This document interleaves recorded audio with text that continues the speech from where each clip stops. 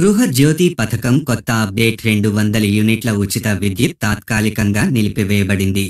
200 యూనిట్ల ఉచిత విద్యుత్ తాత్కాలికంగా నిలిపివేయబడింది. గృహజ్యోతి పథకం కొత్త అప్డేట్ ఇక్కడ ఉంది. తెలంగాణ ప్రజలను ఆదుకునేందుకు కాంగ్రెస్ ప్రభుత్వం సంక్షేమ పథకాలు ప్రారంభించిందన్నారు. గృహజ్యోతి పథకం అనేది గృహాలకు 200 రూపాయలు యూనిట్ల ఉచిత విద్యుత్ అందించే సంక్షేమ పథకాలలో ఒకటి. ఇటీవలే గృహజ్యోతి పథకం అధికారికంగా అమలు చేయబడింది మరియు చాలా మంది 200 యూనిట్ల ఉచిత విద్యుత్ ప్రయోజనాన్ని పొందారు.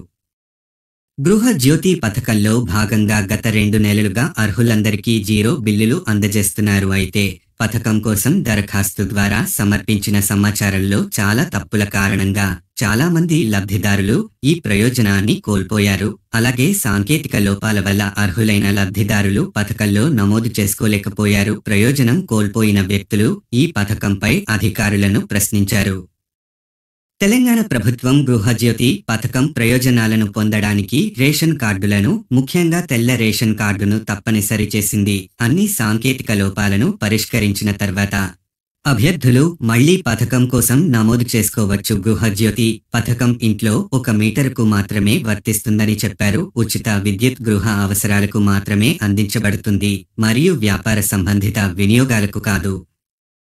తెలంగాణ ప్రభుత్వం లోక్సభ ఎన్నికలపై దృష్టి సారించింది. ప్రస్తుతం ప్రభుత్వం ఈ పథకానికి కొత్త దరఖాస్తులను తీసుకోవడం లేదు. అయితే శుభవార్త ఏమిటంటే ఈ పథకం ఇప్పటికే అమలు చేసిన వారికి 200 యూనిట్ల విద్యుత్ను అందించడం కొనసాగుతుంది. కానీ కొత్త లబ్ధిదారులకు పథకం నుండి ప్రయోజనం ఎన్నికల వరకు పాజ్ చేయబడుతుంది మరియు ఎన్నికల తర్వాత పునఃప్రారంభించబడుతుంది.